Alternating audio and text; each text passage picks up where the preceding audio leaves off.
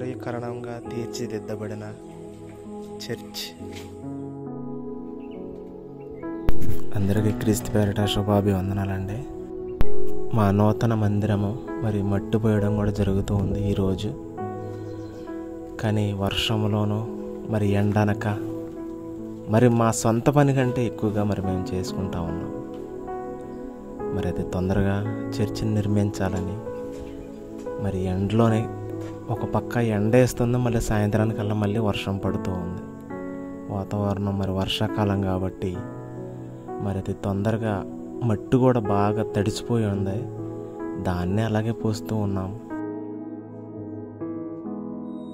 ఈ మట్టి పోసిన తర్వాతే మరి రాళ్ళు వేసి మరి మొద్దు ఫ్లోరింగ్ చేయాలి. మొద్దు ఫ్లోరింగ్ తర్వాత మరి గచ్చు కూడా చేయాలి. కాబట్టి అప్పుడు మన చర్చి యొక్క పూర్తి మరి పని అనేది కంప్లీట్ అవుతుంది. మరి దీనికోసం మరి టాపీ వాళ్ళని మరి అరేంజ్ చేసాం. మరి మేము కూడా మరి రాళ్ళు పోయడం మరి మా సంఘస్థులు మేము మాత్రమే చేసుకోవడం జరిగింది. దీన్ని బట్టి దేవునికి కృతజ్ఞతాస్తుతులు చెల్లిస్తూ ఉన్నాం.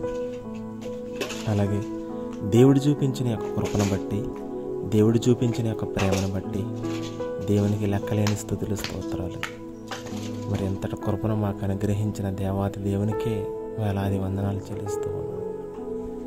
మరి మెటలు కూడా పోసేసిన తర్వాత పైన మరి ఆ ఇసుకని పోసి మరి ఇసుకలో సిమెంట్ కలిపి పొడి సిమెంట్ పోసి మరి దాన్ని వాటర్ కొట్టి దింసే కొట్టి మరి దాన్ని ఆపడం జరిగింది. మరి రెండో రోజు మరి గచ్చు మరి దానిపైన ప్లాస్టింగ్ చేసి గచ్చుని మొత్తం చక్కగా నీట్గా సౌందర్యీకరణంగా మరి చేస్తూ ఉన్నారు.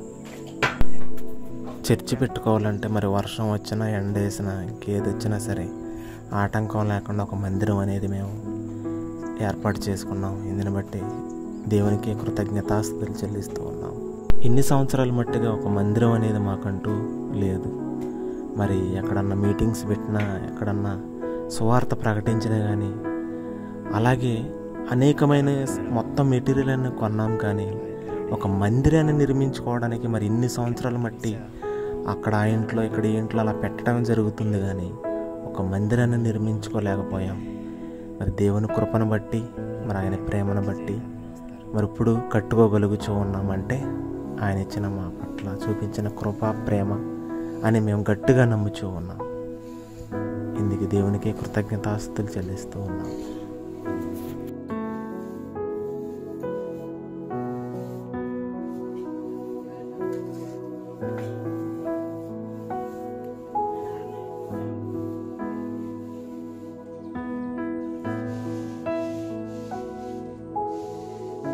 దగ్గరగా ఈ యొక్క మందిరాన్ని నిర్మించుకోవడానికి సుమారుగా 1,00,000 రూపాయలు అని అనుకోలేదు. కానీ అంత ఖర్చు అయితే అయింది.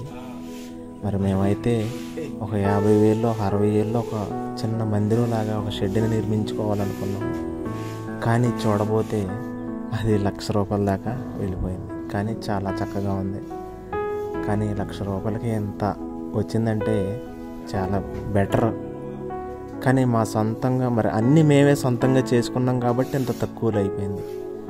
కానీ ఇంకా బయట నుండి వేరే వాళ్ళని కేకేసినా మళ్ళీ ఇవన్నీ చేసినా వాళ్ళకి అదనంగా ఇంకొక 20,000 యాడ్ చేసి ఇవ్వాల్సి వచ్చేది. కానీ దేవుడు మా పట్ల చూపించిన ప్రేమని ఆదరణ బట్టి ఆయనకి వేలాది స్తుతులు చెల్లిస్తూ ఉన్నాం.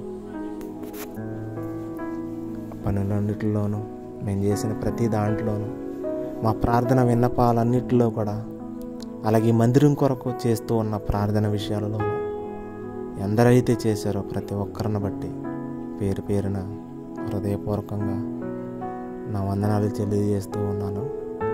అలాగే ఒక నూతన మందిరాన్ని మరి మేము కట్టుకోగలిగాము అంటే అది దేవుడిచ్చిన కృప మాత్రమే. మా ప్రయత్నం అంటూ అసలు మా సొంతదంటూ ఏదీ లేదు. త్వరలోనే మరి ఒక గుడి ప్రతిష్ట లాంటిది కూడా మరి చర్చ్ యానివర్సరీ డే రోజును కూడా మరి మొదలు పెట్టడం అనుకుంటున్నాం. మరి ఫ్యూచర్లో మరి దీంట్లో మంచి ప్రార్థన జరగాలని, అనేక మంది రక్షణ పొందాలని, మరి అనేక మంది ఇక్కడికి వచ్చి మందిరంలో ప్రార్థన చేసుకోవాలని, ప్రార్థన చేసుకునే విధంగా ఉండాలి. అలాగే ఒక మందిరం అంటే మందిరం లాగానే ఉండాలి, కానీ అది ఒక హౌస్ లాగా ఉంటే వచ్చే వాళ్ళకు కూడా మరి ఇది మందిరం లాగా లేదు, ఇది ఇల్లు లాగా ఉందని చాలామంది అలా వెనక్కి వెళ్ళిపోయినటువంటి మరి విశ్వాసులు కూడా లేకపోలేదు మా దగ్గరికి వచ్చి. అందుకని ఇంత తొందరగా మరి ఒక నూతన మందిరాన్ని మరి అంత తొందరగా కట్టడం జరుగుతూ ఉంది. అది దేవుడిచ్చిన ఉచితమైన కృపను బట్టి, ఆయన చూపిన ప్రేమను బట్టి మరి యొక్క మంచి ఒక వాతావరణంలో మంచిగా కట్టుకోగలిగాము అంటే దేవుడిచ్చిన కృప మాత్రమే, మాదంటూ ఏది లేదు. అందరికీ క్రీస్తు పేరట శుభాభివందనాలు తెలియజేస్తూ ఉన్నానండి. మమ్మల్ని ముందుకు నడిపిస్తున్న ఆ దేవాతి దేవునికే హృదయపూర్వకంగా నమస్కారములు తెలియజేస్తూ ఉన్నాను. ఆమేన్.